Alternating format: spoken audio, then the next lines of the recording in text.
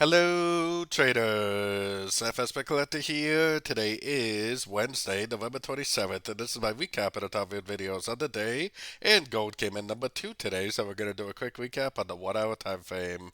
If you didn't see my full top-down analysis on gold from this morning, make sure you check out the video linked at the end of this video over here.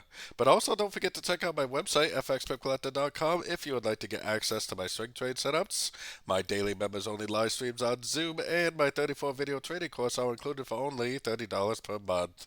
So anyways, gold made a little bit of a push down today, a little bit of a break of structure. I think that we're in a wave B right now, which a wave B is actually a correction to the wave A.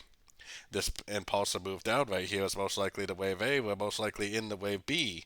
So I think that this is the A of wave B, and the break that we had down today is probably the correction to this move up, wave B of wave B. And I think eventually it's going to bounce off one of these Fibonacci levels and make another push up for a wave C of wave B. Once you do get that bounce, then I would definitely delete this Fibonacci, and I'll put my Fibonacci retracement on the whole move, and I would look for a three-way pullback for the end of this ABC of B, and then I would potentially go short for the bigger wave C to complete this bigger ABC correction, which should be a pretty good move to the downside. Now, tomorrow is a very big holiday in the U.S. It is Thanksgiving, so happy Thanksgiving for everybody that celebrates it. So definitely be careful over the next couple of days, at least in the New York U.S. sessions, because there's definitely not going to be a whole lot of volume in the New York session.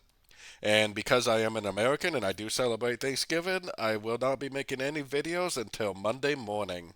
So anyways, as always, thank you and happy trading.